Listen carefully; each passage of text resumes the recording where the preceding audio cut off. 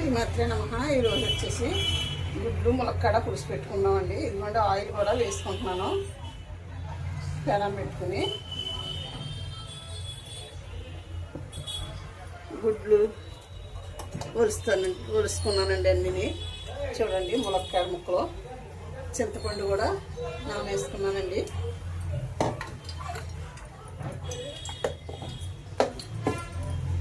ఇది సాల్ట్ అండి.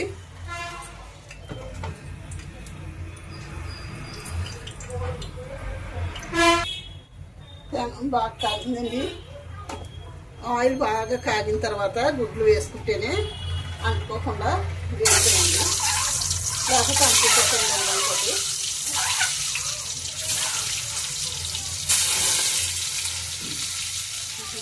బాగా కాగింది చేతలా.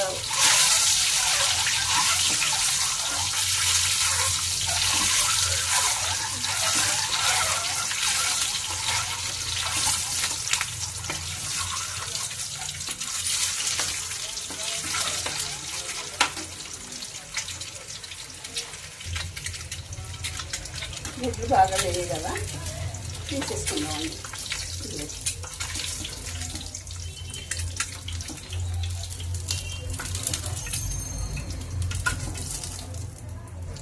ఇప్పుడు కొంచెం మసాలా వేసుకుందామండి.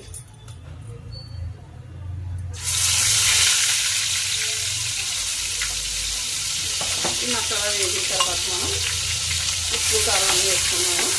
చింతపండు రసం వేసుకుందాం. వేగుతుంది కదా మసాలా, వేగి దాంట్లోనే కొంచెం ఉప్పు వేసేసుకుందాం. అంటే వేగి మగ్గిపోతుంది. సరిపడా ఉప్పు వేసానండి. కారం, పసుపు అన్నీ ఇంకా వేయండి. మసాలా వేగిన తర్వాత వేస్తానండి. పచ్చిమిరపకాయలు కూడా కట్ చేసి వేసుకుందామండి. పచ్చిమిర్చి వేసుకుంటున్నాను.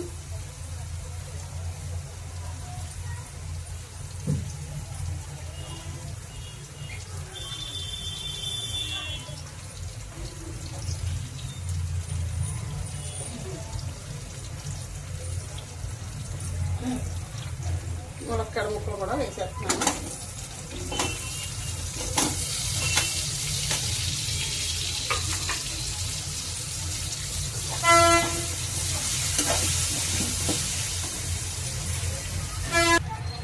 కారం వేసుకుందామండి. స్పూన్ కారం వేస్తున్నాను. కొంచెం పసుపు కూడా వేసుకుందాము. ఉప్పు వేసాను కదా ముందు, ఇంకా అందుకని ఉప్పు వేసుకునే అవసరం లేదు. ఇప్పుడు చింతపండు రసం కూడా వేసేసుకుందామండి.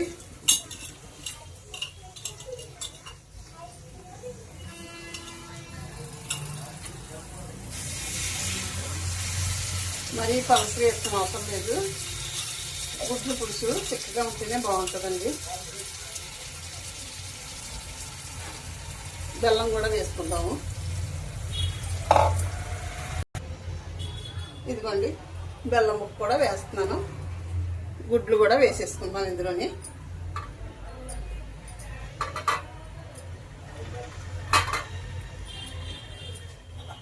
ఒకసారి కలుపుకొని మూత పెట్టుకుంటే మనకు మరిగిపోయి దగ్గరికి వచ్చేస్తుంది పులుసు. ములక్కాడ ముక్కలు ఉడికిపోయిందంటే ఉప్పు కూడా చూస్తున్నాను. ఉప్పు సరిపోయిందండి. మూత పెట్టుకుందామండి. మనం మూత పెట్టుకుంటే మరుగుతుంది కదా.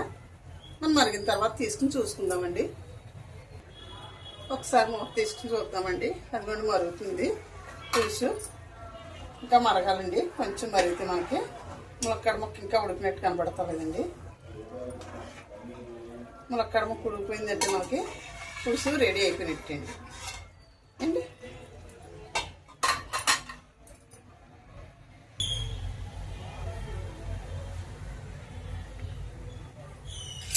చూడండి మూత తీసి చూద్దాము.